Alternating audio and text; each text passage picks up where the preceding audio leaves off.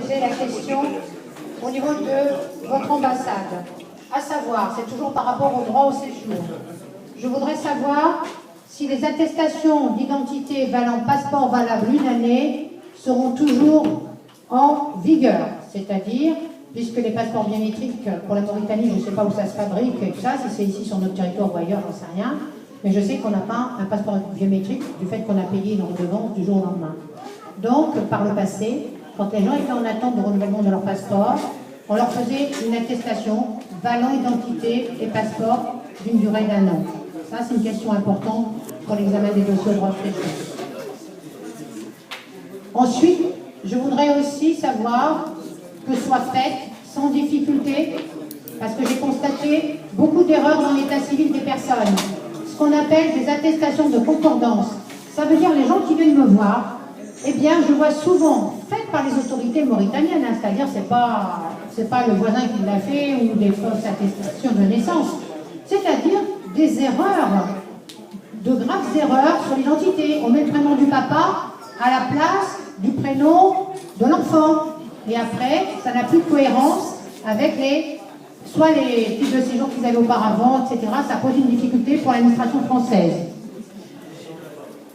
Je voudrais aussi que vous insistiez auprès de votre ambassadeur, à savoir, mais je crois qu'il me l'a dit, mais je voudrais qu'il vous le reconfirme, que les anciens passeports qui ont encore une validité de plusieurs mois, puisque j'en vois autour de moi, puissent être pris en compte par les autorités françaises pour pouvoir renouveler ou faire un titre de séjour, ce qui n'était pas le cas il y a quelque temps. Ensuite de ça, j'ai entendu parler des visas biométriques. Alors là, je voulais dire un petit peu quelque chose par rapport au peu que j'en connaisse. Le passeport biométrique, je vais dire que ça va être une manière de fichage de tous les êtres humains, quel que soit le pays.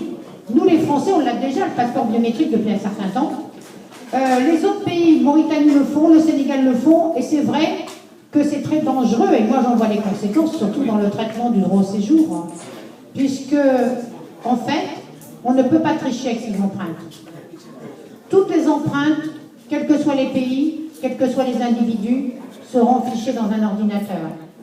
Donc, c'est vrai que c'est dur. Il faut bien savoir ce que c'est qu'un passeport biométrique, et ce que c'est qu'avant, dans le temps, on ne prenait les empreintes que des demandeurs de droit d'asile. On ne demandait jamais en France les empreintes d'une personne étrangère, quelle qu'elle soit, d'où qu'elle vienne, pour demander un titre de séjour.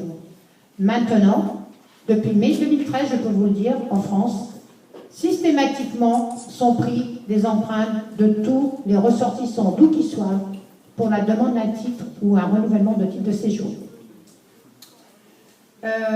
Quand on dit visa biométrique, donc par rapport à un passeport mauritanien et nationalité française, je ne vois pas comment on pourrait, disons,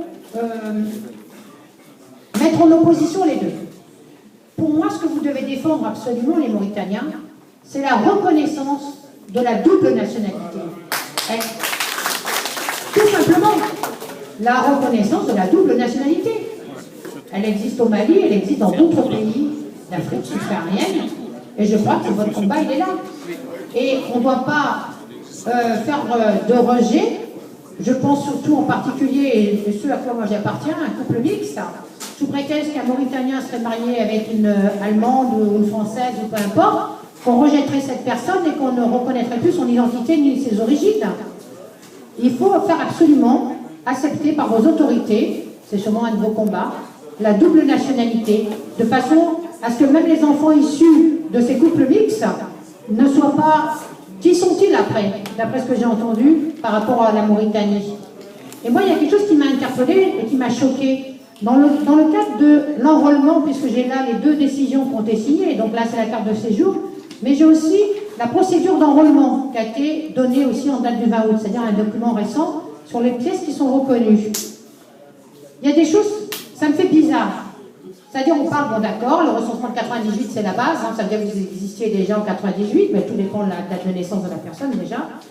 Sa carte nationale d'identification, j'ai bien compris que certains ne pouvaient pas l'avoir même s'ils avaient été recensés, parce qu'il fallait aller soit là-bas la chercher, et il n'y avait pas spécialement en Mauritanie, de plusieurs années. Le recensement national des parents, ça doit être très dur à imaginer. Moi, je vois, vu mon âge, si je devais demander la carte de nationalité de mon père, le pauvre Dieu qui est enterré depuis une quinzaine d'années, et j'en sais rien. Enfin bref. Mais il y a autre chose qui m'a interpellée. Extrait, registre national des populations des frères et des sœurs. Et si le couple il a eu qu'un enfant dans sa vie, quelles sont les conséquences? On ne pourra pas aller chercher le recensement d'un frère ou d'une sœur s'il n'y a eu qu'un seul enfant.